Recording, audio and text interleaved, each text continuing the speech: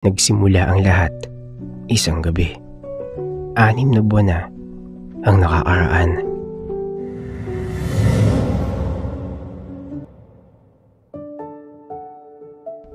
Napabuntong hininga ako habang tinutulak ang pinto ng 7-Eleven. Nakakapagod ang araw na ito. Napakaraming paperworks. Sa bagay, ano bang bago? Ganun talaga. Kailangan kumayod para sa pamilya. Isa ako sa inaasahan nila. Pangalawang anak na nakikipagsapalaran sa magulong buhay sa Maynila. Pinipilit na tumulong. Kinakaya ang lahat ng pagod. Maswerte pa ako. Yun ang lagi kong iniisip. Sapagkat nakapag-aral ako. May kakayahan na mamili ng disenteng trabaho. Kumikita ng sapat. Marangal. Ay, nakakapagod. Pero patuloy lang. Tuloy-tuloy ako sa stante ng mga malalamig na inumin. Kumuha ng 2 inka ng Sanmig. Dumampot ng isang naibigan na potato chips. Pamawi ng hapo at pampatulog na rin. Napahilot ako sa kaliwang balikat na bahagyang nangalay. Baka bumalik ako sa suki kong tagamasahe ng lamig sa likod. Ay, hindi na talaga ako bumabata. Nang mabayaran at masuklian, ay tipid akong umiti sa crew na nag-asikaso sa akin. Bago nilagay sa bag ang pinamili. Gusto ko nang humilata sa malambot kong kama. Paglabas ng pinto, isang malakas na kulog ang sumalubong sa akin. Napakunot ako ng noo. Uulan pa ata, hula ako. Tila sumagot naman ito sa akin dahil kumidlat ng sunod-sunod.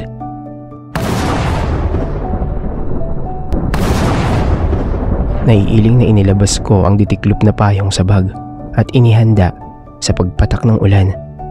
Hindi ako maaaring magkasakit. Sayang ang mga araw. Ilang malalakas na patak ng tubig ang sumunod. Binuksan ko ang payong at akmang lalakad na nang mahagip ng mata ko ang isang figura sa madilim na parte ng lugar na iyon. Bahagyang malamlam ang ilaw, ngunit hindi iyon naging hadlang upang hindi siya mapansin. Nakaputing bestida siyang may kaiksian hanggang tuhod. Mahaba ang nakatirintas na buhok.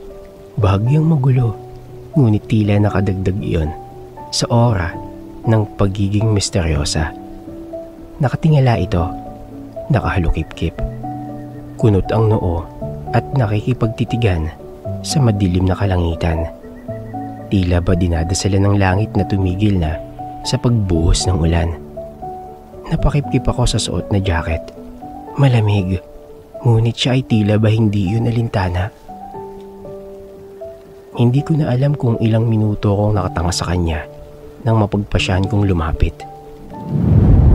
Umihip ang malakas na hangin at napatigil ako saglit sa amoy banilya na humalo, kumiliti sa ilong ko. Kunot na akong itinigil ang paglalakad. Napatingin ako sa mga paa niyang nanlilimahid at walang suot na sapin. Ngunit malinis ang suot na damit.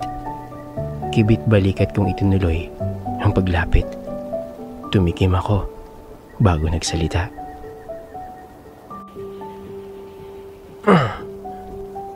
Miss? Payong oh.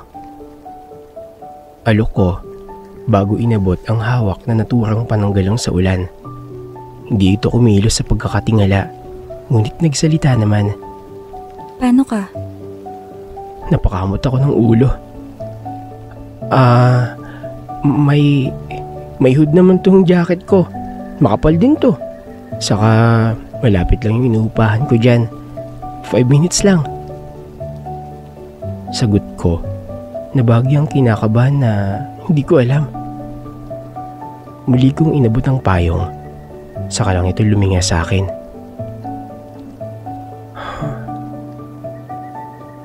Napabuntong hininga ako. Ngunit di katulad ng pagbuntong hininga ko kanina. Iba yun. Dahil sa pagod yun. Ang pagbuga ko ng hangin ngayon ay resulta ng pagkamangha sa kulay gintong pares ng mga mata na tumitig sa akin. Maganda siya. Hugis pusong mukha na may prominenteng ilong. Makipot ang labing kulay maputlang rosas. Mga malalantik na pilik mata. Muling kumulog at kumidlat. Ngunit tila nawalan iyon ng tunog. Tumigil ang sandali nang sumilay sa labi niya ang matamis ng ngiti. Lumapit ang babae.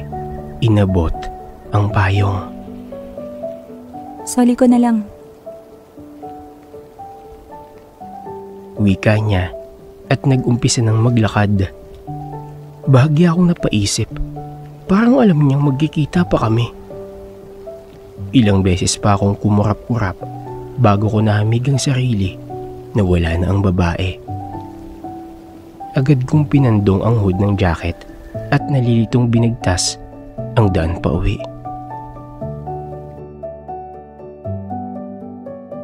Nag-umpisang maganap ang mga kakatuwang bagay mula nun. Una, ang pagsulpot ng payong na pinahiram ko. Nakita ko yun na maayos nang nakalapag sa munting mesa sa tabi ng aking kama. Sunod, ang laging pagkakasira ng mga lock ng pinto. Nung una kinakabahan ako. Ngunit nang sipatin ko kung may mga gamit akong nawala o nagalaw, ay wala naman. Panay rin ang halimuyak ng vanilla scent sa bahay. Lalo na sa mismong kama ko, na tila ba ang may-ari ng pabongong iyon ay maghapong humimlay roon at natulog. Nagsimula rin na sumulpot ang mga anino sa tuwing kakagat ang dilim. Tila ba nagmamasid, nananantya at naghihintay lang ng maluwag na pagkakataon upang may gawin na alam ko sa sarili kong hindi ko ikakabuti, na ikakapahama ko. Ngunit sa sandaling maramdaman ko ang panganib na dala ng kung ano, ay kumikiliti naman sa ilong ko ang samyo ng banilya. At sa hindi mapaliwanag na dahilan, ako ay kumakalma. Isa sa pinakamalala, ang di pagkawala ng imahe ng babaeng may gintong mata sa isip ko, sa panaginip, sa gunita. Dahilan upang dagdagan ko ang kinukonsumo na alak upang makatulog sa gabi. Anong ginawa niya sa akin at ginugulo niya ako ng ganito? Gusto ko siyang makita ulit. Gusto ko siyang makilala. Binuksan ko ang lata ng serbesa. Ngunit di ko yun ininom. Dati, every other day lang ako bumibili nito. Ngunit dahil sa hindi ko magawang matulog ng mga huling linggo, ay inaraw-araw ko na. Mailap ang antok. Nanlalata ako pagpuyat na di akmang ugali sa opisina. Pero ayokong dumepende sa alak. Hindi yun maganda. Walang gana kong inilapag ang tangan sa munting mesa at tumiga. Pumikit. Muling gumuhit sa isip ko ang mukha ng babaeng may gintong pares ng balintataw. Ilang minuto pa ang lumipas nang maramdaman kong tila hinahatak na ang mga talukap ng antok na siyang kinatuwa ako. Humikab ako at pumikit. Nagkumot. Nang ilang kaluskos ang narinig ko mula sa baba. Tila tunog ng bakal na inaabuso at sinisira. Napadilat ako ng mga mata. Hinagilap ang baseball bat na nasa tabi ng aking kama at pating kayad na binagtas ang ilang bahagdan pababa mula sa munting sala ng inuupahan kong apartment. Sinilip ko sandali ang kinalalagyan ng pinto Bukas ang maliit na lampshade malapit sa bandang sofa upang maging ilaw tuwing bababa ako ng gabi. Ayoko sa lahat yung madilim masyado. Malungkot kasi sa pakiramdam. Napailing ako nang masagot ang tanong sa mga lock na nasisira madalas. Nakita ko nakatalungko ang isang figura ng babae. Pinipilit ibalik sa tamang lugar ang doorknob ng pinto. Ngunit dahil na puwersa ang paghatak ay hindi na ito maikabit. Hoy! Pasigaw kong wika na tila kinabigla nito. Lumingon ang babae sa akin at namumula ang pisngi na kumakamot ng batok. Hi, Max. Tangi nitong bati sa akin na tila ba matagal na kaming magkakilala at walang masama sa ginagawa niya. Tila maamong tupa itong nakatungo at nilalaro ng isang daliri ang labi ng basong may lamang kape. Panay ang buntong hininga nito at paminsan-minsang pagnanakaw ng sulyap sa akin. Nakahalukipip ako at seryosong pinagmamasdan siya. Pigil ang damdamin na ipakitang natutuwa sa aming muling pagkikita. Lumamig ang kape na nasa harapan ko, ngunit hindi na yun importante. Halo ang saya at pagtataka sa bisitang may angking karisma. Bakit ka pumapasok ng bahay ng may bahay? Kunwari ay seryoso kong tanong. Kahit na sa loob ko ay tuwang-tuwa ako dahil nakita ko siyang muli. Hindi ito sumagot. Narinig ko ang paglunok ng laway nito. Tila ba pinipili ang sasabihin, ngunit hindi mapagpasyahan ang salitang isasagot sa akin. Kala mo ba mura ang mga lock na sinisira mo? Wika ko pa na nilang ka pa ng inis kunwari. Di pa rin ito sumagot. Ano? Sagot! Muli kong wika. Tumingin ito sa akin at muling napakamot ng ulo. Nagulo lalo ang buhok na tila minadaling ipusod. Ngunit di nakabawas sa kayumihan na malapitan kong namamasdan. Gusto kasi kitang makita. Amin ito na inabot ang baso at uminom na tila ba nauuhaw. Pinigil kong mangiti. Pinigilan ko ang mga labing tikom ng mariin. Marami kang ipapaliwanag sa akin, pero umpisa natin dito. Anong pangalan mo? Sagot ko na nilangka pa ng kalmadong tinig. Muling sinalubong ako ng mga matang ginto. Ngumiti ito at nilahad ng kamay. Ako si Shena.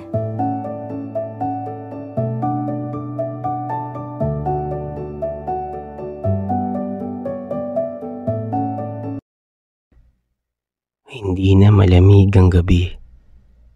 May pinunan si Shena sa akin na hindi ko alam na kulang.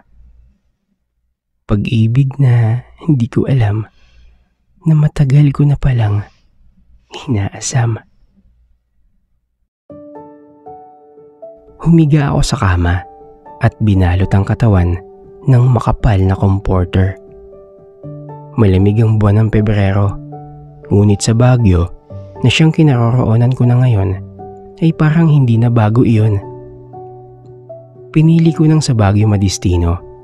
Dito kasi ako unang nakita ni Shena nung minsan na 1 linggo akong na-assign dito sa branch namin. Sabi niya sinundan niya ako mula rito hanggang Maynila. Hindi siya nahiyang aminin iyon. Kaya pala may mga araw na napapatagal ang kanyang pagbabalik at pagpapakita sa akin at sa kwartong kinatutuluyan ko. Ang dahilan niya, may inaasikaso siya at umuwi sa Baguio kung saan siya talagang nakatira. Nagpalipat ako dahil wala naman akong permanenteng tahanan sa Maynila. Anong pagkakaiba kung manunuluyan ako rito. Para na rin hindi mahirapan si Shena na lumuwas lagi upang ako ay makasama. Nung hindi ko pa siya kilala, tumanggi akong malipat sa Baguio. Malamig kasi rito na siyang ayaw ko. Ngunit tuwing kapiling ko si Shena, walang sandaling malamig. Puno siya ng misteryo. Hindi man tuwirang sumasagot sa mga tanong ko, nararamdaman ko naman na nagsasabi siya ng totoo. May mga detalye at paliwanag lang siyang hindi malinaw na sinasabi. Ingat siya sa mga nilalahad sa akin na para bang alam niyang malalaman ko kung nagsasabi ba siya ng totoo o hindi. Isa yun sa mga bagay na napapaisip ako. Para bang nababasa ako ni Shena. Alam niya ang isang bagay na ayaw ko. Ang pagsisinungaling. Pinatay ko ang ilaw ng lampshade sa side table. Dumilim ang paligid. Hindi na ako nalulungkot tuwing lumalaganap ang dilim. Sa halip, nasasabik pa ako. Napangiti ako nang marinig ang bahagyang pagtunog ng doorknob. Napapikit ako saglit sa paghalo ng amoy ng banilya sa hangin. Dumating na siya. Magandang gabi, mahal. Lambing nito habang dahan-dahang hinahatak pababa ang suot kong boxer. Nawawala ang pagod at lahat ng isipin ko sa maghapong trabaho dahil sa mga yakap niya, sa matamis na labi na kaisarap halikan, at sa mga paraan niya sa tuwing nag-iisa ang aming mga katawan. Importante pa ba yun? Tanong niya minsan habang abala sa paghalik sa aking balikat. Bumaba ang mainit na labi sa dibdib, sa tiyan, sa puson. Agad kong hinatak siya pataas upang di mawala ang paksa na lagi kong itinatanong. Alam ni Shena ang bawat kiliti ko sa katawan at ginagamit niyang paraan iyon upang makalimot ako sa mga bagay na inuungkat ko tungkol sa kanya. Oo, kasing importante ng kung anong meron tayo. Pigil ang hingal ko sa naudlot na kiliti ng mainit at basang labi. Sumandal ako sa headboard ng kama. Pinatong ang isang unan sa sikmura ko. Maingat na hinatak siya paakyat. Nagbalak gumapang ang malilikot na kamay, ngunit dinakma ko ang mga iyon. Kinagat ang bawat daliri ng magaan at hinalikan. Pinakawalan din naman agad. Hinawakan magkabilang panig ang mga malilikot na kamay. Ngumiti ang pilyang nobya ko. Kumawala ang mga palad na tangan ko. Pinaghiwalay niya ang mga hita ko. Dinagan ang kalahating katawan sa unan na siyang tumatakip sa aking kasalanan. Ako mga alisin niya iyon, ngunit muli kong sinaway ang pilyang mga kamay. Nabairap ito. Damot. Kunwari ay maktol niya. Umiling ako. Pinaseryoso ang mukha habang sinasalubong ang bahagya niyang pagkakatingala sa akin. Saan ka nakatira? Tanong ko. Lumikot ang gintong pares ng mga mata, ngunit walang sagot na ibinigay ang labing tikom. Bakit parang ibon ka kumain? Tanong ko. Sinalubong niya ang aking mga mata. Nanunuksong bumaba iyon sa aking sikmura bago nagwika. Talaga? Parang ibon ako kumain? Namimiloso po siyang sagot. Shena, babala ko. Nanulis ang nguso ng aking nobya. Bakit may mga gabing nawawala ka? Hindi mo sinasabi kung saan ka pumupunta. Ang pamilya mo, mga kaanak. Patuloy ko. Patay na ang mama ko. Mahina nitong wika. Sinabi mo na yan sa akin. Bata pa ako, iniwan na kami ng tatay ko. Wika niya ulit. Nasabi mo na din yan. Bumuga ng marahas si Shena. May kamag-anakan akong hindi ko pinagmamalaki. Sa panig ng tatay ko naman, hindi ko sila kahit kailan nakasama. Kaya hindi ko iniisip na kamag-anak ko sila. Ang tatay ko nga, walang niha-niho, iniwan kami eh. Walang pakialam sa amin. Mga kamag-anakan pa kaya niya. May hinampu nitong wika. Muli, safe ang mga sagot. Alam kong naihinuwanan niyang may kakayahan akong ihiwalay ang katotohanan sa kasinungalingan. Hindi ko alam kung paano niya nahulaan. Pero alam kong iyon ang dahilan kung bakit pili ang mga bitaw niyang impormasyon sa sarili. Pinili niyang iwasan. Ayaw niyang magsabi ng kabulaanan. Gusto ko yon. Mula nang mamulat ako sa mundong ito, karamihan sa mga taong kilala at nakakadaupang palad ko ay di ko gaanong pinagkakatiwalaan sapagkat madalas magkasalungat ang sinasabi ng isip at binibigkas ng bibig. Ang mga taong lubos na sinungaling ang pinakaayaw ko, lalo na ang mga manloloko na ginagamit ang matamis na salita upang makuha ang gusto. Hindi mo ito matatakasan. Kahit gaano pa katamis ang mga halik mo, babalik at babalik pa rin tayo sa paksang ito. Wika ko kay Shena. Saglit kumislap ang gintong pares ng mga mata. Talaga? Matamis ang mga halik ko? Nanunukso nitong tanong. Muling ginagamit ang kahinaan ko upang malihi sa ibang bagay ang usapang ilang beses niyang napagtatagumpay ang takasan. Bahagyang inangat ni Shena ang katawan, kasabay ang paghatak ng braso ko. Wala akong nagawa upang babain ang labing matamis. Napapikit ako sa masuyong paraan ng paghalik. May mga sandaling tila sinusundan ng maiinit na dulo ng kanyang dila ang bawat guhit ng aking labi. Tila kinakabisado, sinisip-sip ng marahan. Walang pagmamadali. Amin ang bawat oras. Hawak namin ang bawat sandali. Kaya ang bawat tudyo ay marahan ng hahalina. Nakakawala ng wisyo. Nakakalimot ako. Di ko maiwasang mapangiti nang dahan-dahang inalis ni Shena ang unan sa kinadaraganan. Pinutol niya ang halik. Inalalayan niya ang mga palad ko. Ang isa, pinatong sa balikat niya.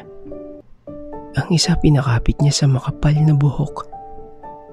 Bahagyang pinaghiwalay niya ang mga hita ko habang marahang umihimas ang isang palad sa kanan. Ang isang palad naman ay hawak na ng may panggigigil ang aking kasilanan. Bahagyang napaangat ang aking katawan nang sakupin ng mainit na basang labi niya ang hawak. Ramdam ko ang paghagod ng dila, ang pagtudyo, ang pagsipsip. Hindi ko maiwasang mapaungol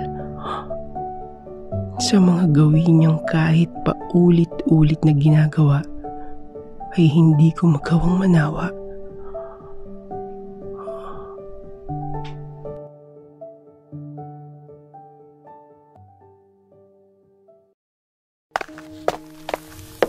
Max! Hintay! Napalingon ako sa pagtawag sa akin ni Bella, katrabaho ko. At isa sa mga nakagaangan ko kagad ng loob nang tuluyan akong lumipat rito. Tumigil ako sa paglabas ng gate. Hinintay siyang lakad-takbo ang ginawa para makahabol sa akin. Anong problema? Agad po sa sasabihin niya.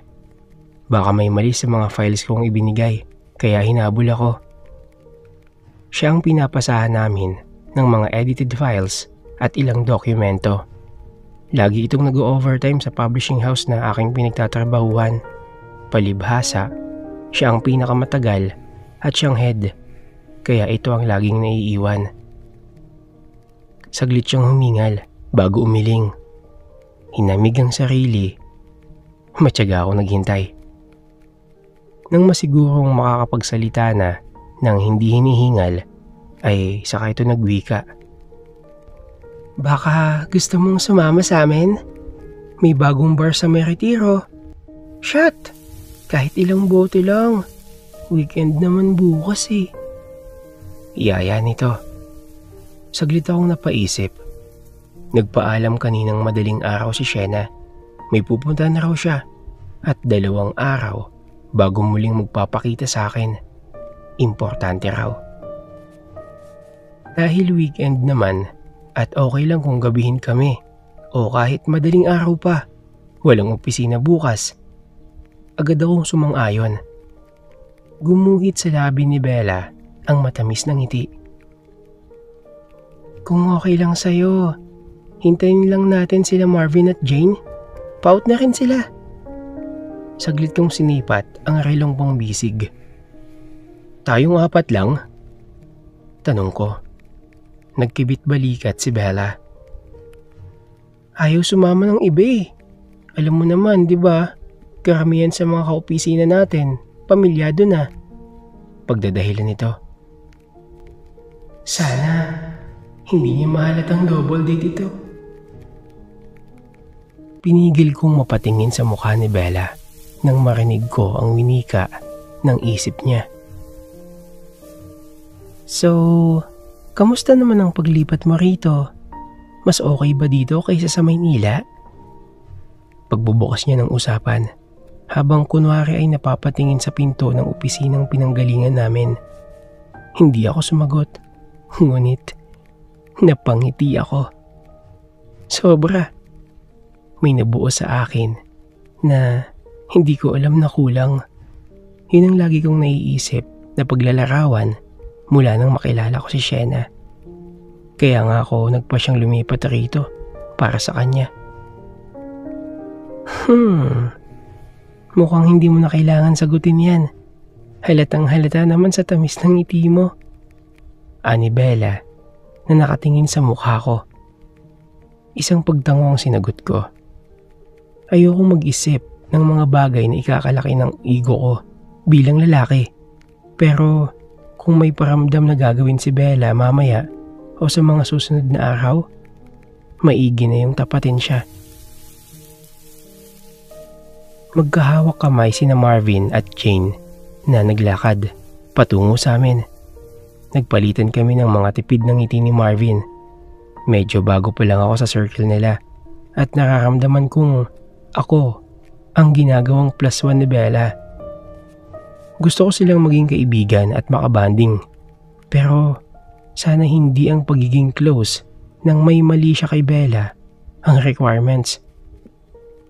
Nakaramdam ako ng pagkailang nang bahagyang dumikit sa akin si Bella. Nauna silang naglakad. Sumunod kami. Marahil sa ilang bote ng beer, nawala ang pagkatahimik ko na natural lang pag tinitimpla pa ang ugali ng mga taong kaharap. Nakikitawa na ako sa mga biro at pasakali ni Marvin. Humahaba na ang sagot ko sa mga tanong. Nakukomportable na sa mga kasama. Sa kasamaang palad, gayon din si Bella. Panay ang hilig nito sa balikat ko at tapik sa braso ko pag nagkakatawanan. May mga oras na malakas ang sounds ng musikang nanggagaling sa bandang tumutugtog at madalas sinasadya niyang may sabihin sa akin na hindi ko marinig ng maayos. Siya namang lapit ng mukha at ibubulong sa tenga ang nais sabihin. Bagamat kita ko sa mga mata ng dalawang magkasintahan ang kislap ng kanilang mga balintataw tuwing nagmumuvang dalaga, ay kinibit ko na lang. Ayoko mapahiya si Bella kung magiging bukal ako. Saka na, pagtuwiring nagsabi siya. Nakahinga ako ng maluwag nang magkasamang tumayo ang dalawang babae at tumungo ng CR. Bagya akong inusog ng kaunti ang upuan palayo sa upuan ni Bella. Inangat ni Marvin ang isang bote at inuntog ko ng mahina ang sarili kong bote sa kanya. Mukhang alanganin ng manok namin ah. May syota ka na no? Bukas niya ng usapan. Napakamot ako ng batok. Pasensya na Brad. Tipid kong sagot. Wala sa akin yun. Ewan ko kay Bella eh. First day mo pa lang dito, kursadada ka na ng tropa namin. Pero huwag ka mag-alala. Goods tayo. Mahalaga naman, hindi mo papaasahin, di ba? Siyempre, kawawa din yung tao. Kaibigan namin yun eh. Tumango ako. Bobo mo tol. Paalay na nga lumalapit. Ayaw mo pa. Alin kung ako? Babanatan ko kagad yan. Mukhang bigay hilig pa naman yung lukarit. Tangay na kasi. Arte din ni Belle eh. Masyadong loyal sa kaibigan. Ano ba naman yung one time lang? Pinigil kong mailing nang marinig ang iniisip ni Marvin. Sa tinagal-tagal kong nakakarinig ng mga kasinungalingan, sanay na ako. Kaso minsan, nagugulat pa rin ako. Akala ko talaga masaya ang lokong to sa girlfriend niya. Gusto niya rin palang matikman si Bella. Bagya akong nalungkot para kay Jane. Sana lang magising siya agad sa katotohanan na hindi puro ang kung anong nararamdaman ni Marvin sa kanya. Mukhang mabait naman ang magkaibigan at di nila kailangan ng ganitong klaseng lalaki malapit sa kanila. Agad kong nasakyan ang ugali ni Marvin. Mahilig, babaero, at malisyoso. Lumingalinga si Marvin. Naghahanap ng server dahil wala nang laman ng ice bucket. Maging ako ay napalinga na rin sa paligid. Isang table na malapit sa amin ang nasulyapan ko. May laman na 3 lalaki na malalaki ang mga katawan. Wala sanang problema. Kaso nakatingin sila sa akin ng matalim.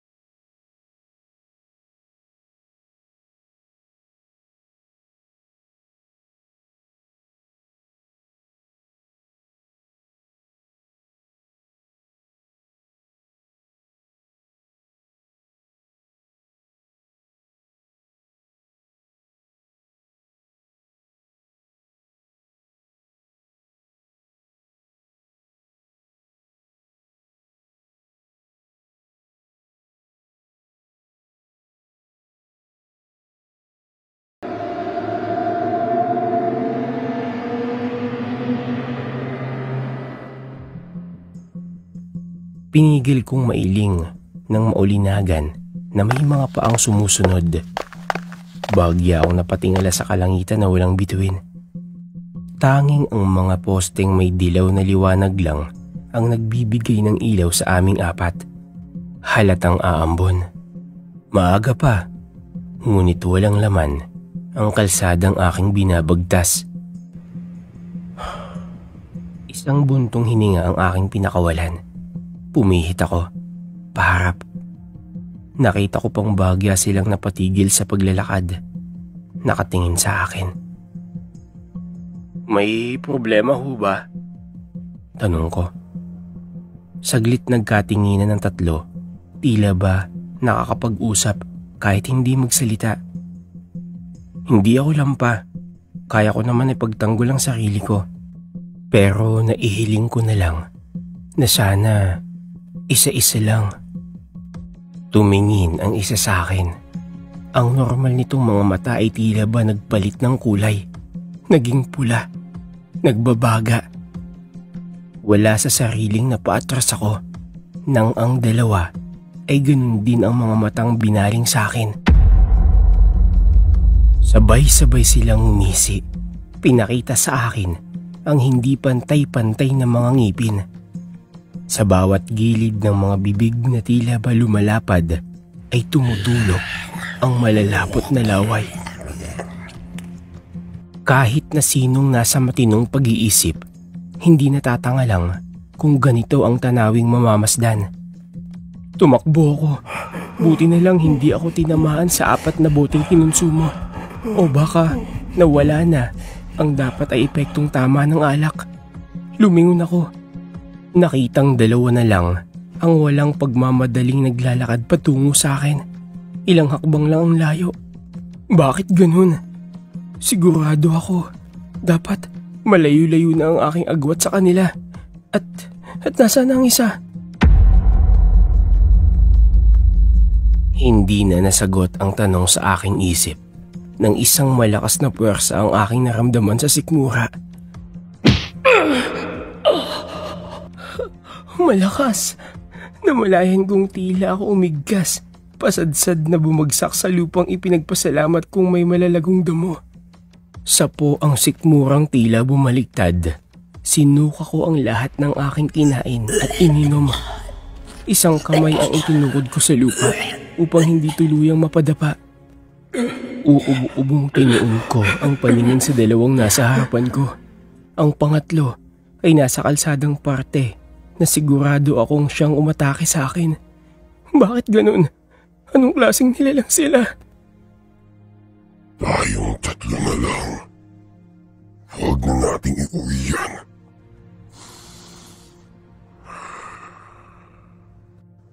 Sa akin nga, kulang pa siya.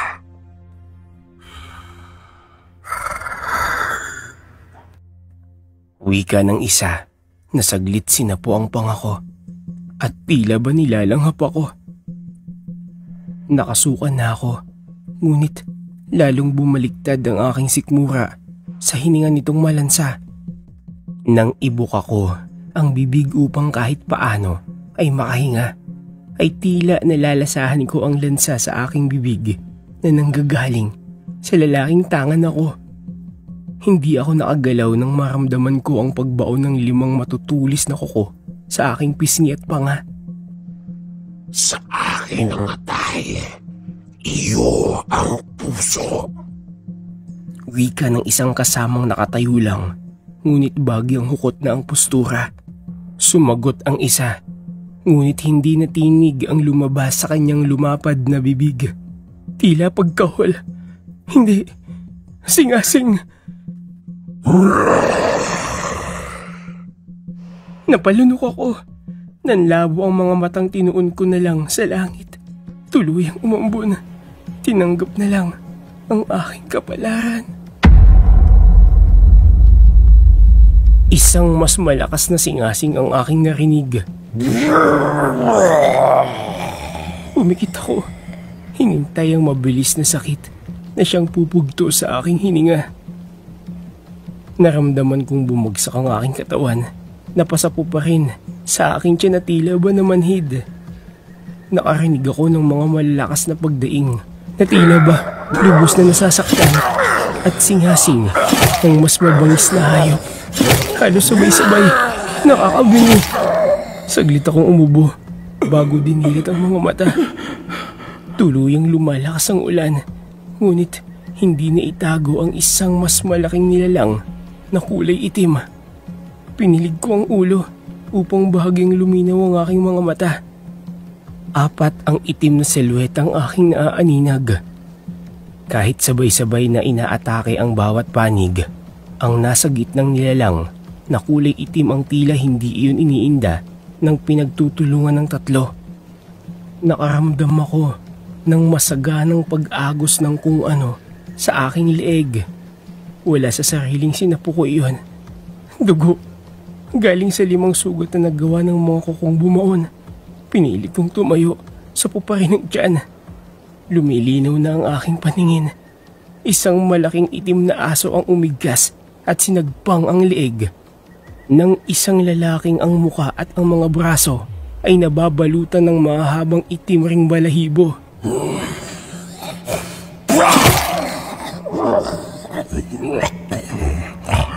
Inanap ko ang 2 nagtangka sa akin. Nasa lupa na silang nakahandusay. Duguan. Umagis ang lalaking tingin ko ay bali na ang lieg nang sumadsad sa lupa. Saglit sinuyod ng tingin ng asong dambuhala ang paligid. Tila sinisiguradong wala nang aatake pa. Bago tinuon ang nagbabagang mga mata sa akin. Hindi ko mahagip ang tamang damdamin sa mga sandaling ito. Niligtas ba ako? O nakipag-agawan ng pagkain ang nilalang na ito at dahil mas malakas siya at malaki, siya ang nanalo? Tila ako mapapanawa ng ulirat nang humakbang ito patungo sa akin. Bakit ganun? Napakalakas ng mga singasing nila, ngunit tila walang nakakarinig. At bakit parang walang taong naliligaw sa gawing ito? Gayong ito naman talaga ang daanan. Tumigil ang malaking nilalang sa aking harapan. Lalong lumakas ang ulan. Pinaling ko sa ibang direksyon ng mata. Max. Isang tinig na pamilyar sa akin ang aking narinig. Nang muling ituon ko ang mga mata sa nilalang na nasa aking harapan, ay tila nalulun ko ang aking dila. Naroon sa aking tabi si Shena. Walang saplot sa katawan. Hinuhugasan ng tubig ulan. Ang dugo ang balat. Unti-unting dumadaos-dos ang itim ng mga balahibong alam kong pag-aari ng malaking asong itim na siyang pumaslang sa 3 taong nagtangka sa akin. Gusto ko magsalita, ngunit may inabot si Shena sa likod ng aking batok. Biglang nagdilim ang lahat.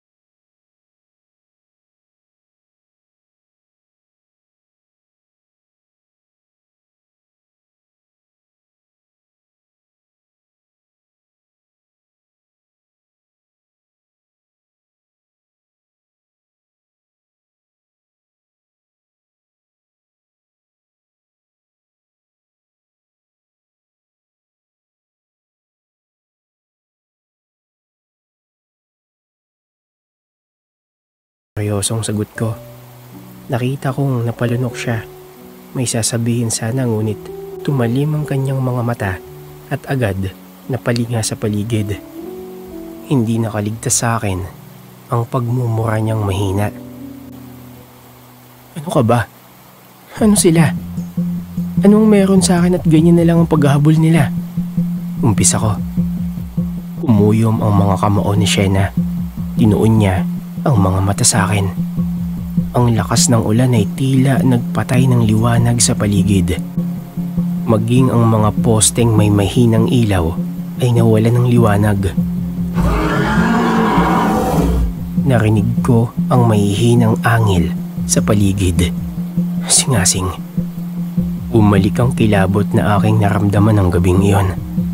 Umatras na kayo. Hindi niyo ako kaya. Pagbabanta ni Shena na sa likod ko napatingin, ang kulay gintong balintataw ay naging pula, nagbabaga, nangangako ng karahasan. Wala sa sariling naabot ko ang supot ng plastik na kanyang inabot sa akin. Malinaw iyon. Ang laman ay asin. Isaboy mo sa paligid. Paikot sa'yo at sa magtatangkang lumapit. Bili niya bago luminga sa isang direksyon palayo sa akin. Napalunok ako nang makitang tumubo ang mahahabang kuko sa kanyang mga daliri. Nag-umpisang magpakita ng itim na balahibong pino sa kanyang braso. Napaigtad ako nang sabihin niyang isaboy ko na ang asin sa paligid ko at huwag kong ubusin. Hanggat hindi niya sinasabing ligtas na ako. Ginawa ko ang kanyang bilin. Nagsaboy ako ng asin paikot sa akin. Kahit na alam kong matutunaw lang ang iba ng tubig ulan. Sinabi niya din na magkaskas ako ng ilan sa aking palad at braso. Maging sa leeg na agad kong sinunod.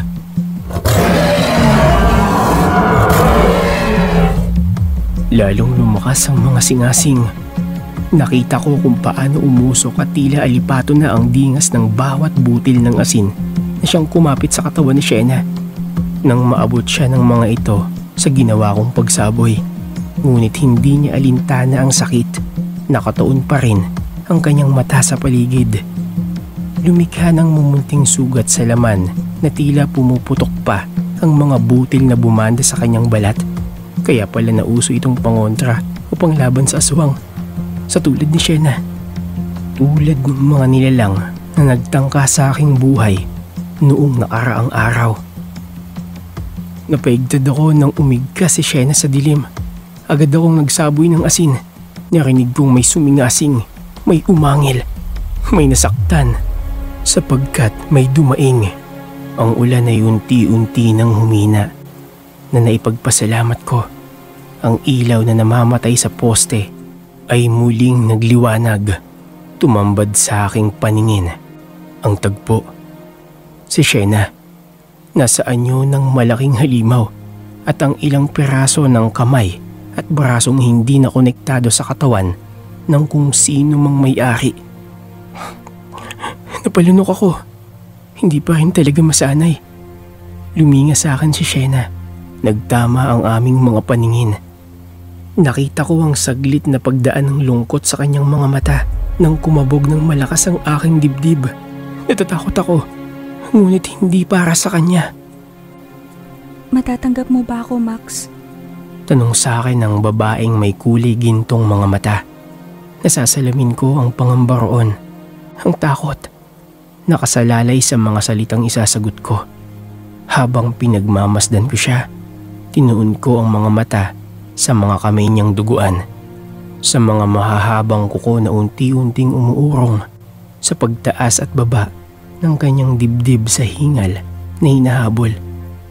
Napalunok ako nang ituon ang mga mata sa kanyang pisnging may bahid ng dugo, sa pangil na unti-unting bumabalik sa dati.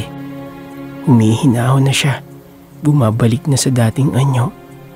Ang aking si Shena, ang minamahal kong si Shena. Ingat at kalkuladong humakbang ito patungo sa akin. Iniiwasang lalong manindig ang mga balahibo ko sa hilakbot. Matatanggap mo ba ako, Max? Uling-ulit nito. Saglit kong sinulyapan ang tatlong lalaking walang buhay, nakahandusay sa kalsadang naging saksi kung paanong mabilis na pinaslang ni Shena ang mga ito. Muling lumipat ang mga mata ko sa kanyang mukha. Bakit mo naisip na hindi kita kayang tanggapin? Tanong ko pabalik. Hinubad ko ang suot na jacket nang muling bumalik si Shena sa kanyang anyo. Punit na ang suot niyang bestida. Wala na din siyang sapin sa paa. Lumapit ako at sinuot ko sa kanya ang pangginaw. Sinara ko ang zipper at hinalikan siya sa labi.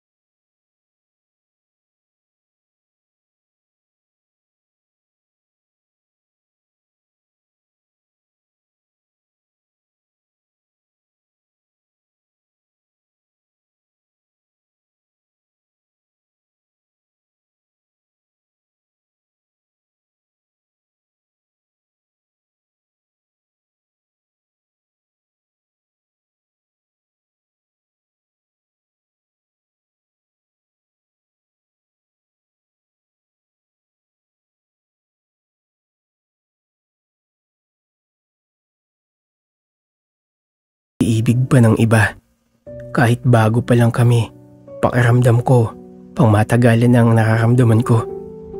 Hindi ko alam kung ano ang meron bukas.